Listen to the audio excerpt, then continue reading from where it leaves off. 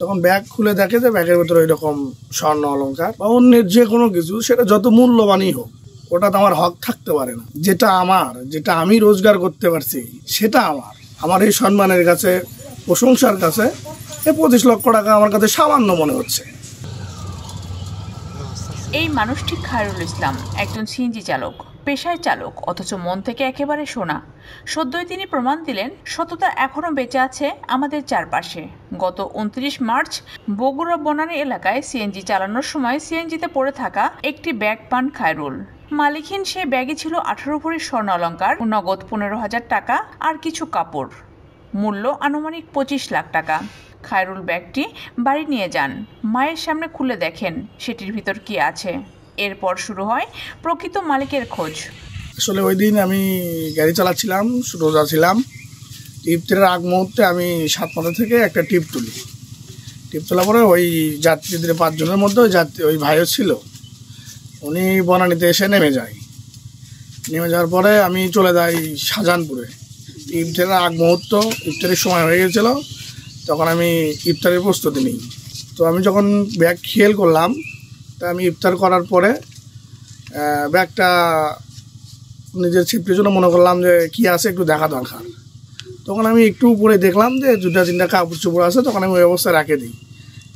এবং আমি মনে করলাম যে আর ব্যাগ হয়তো রাস্তায় দাঁড়াবে বা স্ট্যান্ডে দাঁড়াবে, দিয়ে দেবো। এই জন্য গাড়ির মধ্যেই ছিল। আমি সেদিনও রাতে 10টা পর্যন্ত বাইরে ছিলাম, গাড়ি চালাইছি। চালানোর পরে রাত 10টা পর্যন্ত আমি তাকে খুঁজছি এবং গাড়িও চালাচ্ছি, আমি তাকে পাইনি। তখন আমি রাত্রে বাসায় নিয়ে আসি। বাসায় নিয়ে আসার পরে আমি ফ্রেশ ট্রেশ হয়ে খাওয়া দাওয়া করতে গেছি। তখন মাকে বললাম যে ব্যাগটা দেখেন তো আসলে ভেতরে কী আছে। তখন ব্যাগ খুলে দেখে যে ব্যাগের ভেতরে এরকম স্বর্ণ অলংকার। তখন আমার বাসাতে বললো, মা বললো যে এটা যারই হোক, এটা যেভাবেই হোক তাকে পৌঁছে দিতে হবে, যাই অরিজিনাল মালিক তাকে পৌঁছে দিতে হবে।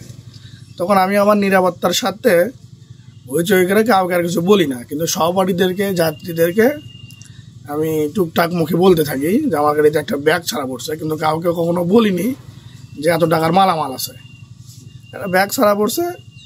এবার বলতে বলতে বলতে বলতে হঠাৎ আপনার 4 তারিখে রাত্রে একটা আমার সহপাঠী আমাকে ফোন দিল যে একজন ভদ্র মানুষ খুব কান্নাকাটি করতেছে এবং বলতেছে যে তার একটা ব্যাগ হারিয়ে গেছে।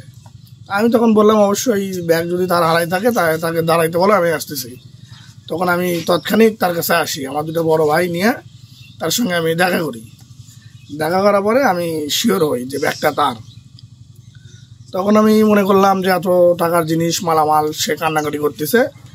তখন আমি নিরাপত্তার সাথে পরবর্তীতে যাতে আমার কোনো ঝামেলা না হয়, তখন আমি বগুড়া সদর ট্রাফিকের সার্জেন্ট ছিল, এখন ঢাকাতে আছে, ওনার সার্জেন্ট রাকিবুলকে ফোন দিলাম যে একটা পরামর্শ নেওয়ার জন্য, স্যার এই মুহূর্তে আমি কী করব।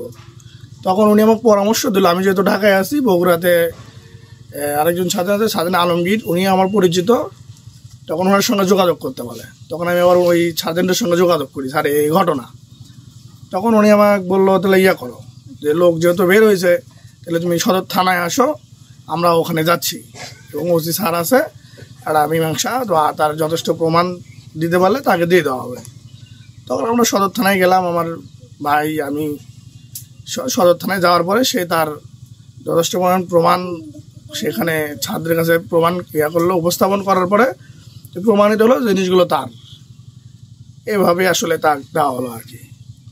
এটা মনে করি অন্যের সম্পদ বা অন্যের টাকা পয়সা, অন্যের স্বর্ণ অলংকার বা অন্যের যে কোনো কিছু, সেটা যত মূল্যবানই হোক, সেটা তো আমার না, ওটা তো আমার হক থাকতে পারে না। যেটা আমার, যেটা আমি রোজগার করতে পারছি, সেটা আমার। যেটা আমার সেটা আমার, যেটা অন্যের সেটা অন্যের, সেটা যত টাকা মূল্যেরই হোক। আমি মেসেজটা দিতে চাই আমাদের যুব সমাজকে যে অবশ্যই যেটা যার সেটা তার, অন্যের হক কোনোভাবেই মারা যাবে না। যদি আমি তার একটা জিনিস আত্মসাৎ করি, কোনো না কোনো সময় আমার দিক থেকে ক্ষতি হয়ে যাবে। বিগত 2 বছর আগে 2 লক্ষ টাকা দামের এই DSLR ক্যামেরাও পেয়েছিলাম, সেটাও মনে করেন যে ওই প্রশাসনের মাধ্যমে আমি হস্তান্তর করে দিয়েছি। অন্যের জিনিস কখনোই নিজের হতে পারে না। আমার এই সম্মানের কাছে, প্রশংসার কাছে এই 25 লক্ষ টাকা আমার কাছে সামান্য মনে হচ্ছে। আমি নিজেকে ধরেন একটু স্বাধীনভাবে আমি তার টাকাটা তার জিনিস আত্মসাৎ করতাম, আমাকে গোপনে থাকতে হইতো, আত্মগোপনে থাকতে হইতো। আজ আমি তার জিনিসটা দিয়ে দিছি, আজ আমি নিজের স্বাধীনভাবে সুন্দরভাবে চলতে পারছি, যেখানেই যাচ্ছি আলাদা একটা সম্মান পাচ্ছি, আলাদা একটা ভালোবাসা পাচ্ছি। এটা কখনো টাকাতে কিনতে পারবে না, এটা সম্ভব না। ব্যাগটি হাতে পাওয়ার পর মনে হচ্ছিল বিশাল একটা দায়িত্ব আমার কাঁধে। প্রকৃত মালিকের কাছে ফিরে দিতে পেরে এখন স্বস্তি লাগছে। বগুড়া সদর থানার ওসি SM মঈনুদ্দিন জানান, এই যুগেও যে সৎ মানুষ আছে, খায়রুল তার উজ্জ্বল দৃষ্টান্ত। আমি তাকে সেলুট জানাই। খায়রুল শুধু একজন চালকই নন, তিনি সরকারি শাহ সুলতান কলেজের ব্যবস্থাপনা বিভাগের ছাত্র। অভাব অনটনের মধ্যেও CNG চালিয়ে চালাচ্ছেন নিজের পড়ালেখা আর পরিবারের খরচ। নাই এবং মনে করেন যে বাড়ি ঘরের জন্য আমি কোনো কিছু করতে পারিনি, এগুলো করে আমি এরকম হয়েছি। আমার ছেলে একা খাটে, একা সংসার চালায়, একাই সব কিছু ঘাড়ের উপরে পড়ে গেছে। আমার ছেলে খুব কষ্ট হয়, এটাই আমার। কিন্তু আমি চাই আমার ছেলেটা ভালো পড়তে যাক, ভালো হয়ে চলুক। আমি চাই আমার ছেলের জীবনটা যেন অনেক সুন্দর হয়, কর্মটা যেন অনেক ভালো হয়। আমি এটা চাই, একটা ভালো চাকরি চাই, একটা ভালো বাড়ি ঘর চাই, একটা ভালো নারী চাই, বউ চাই, আর কিচ্ছু চাই না।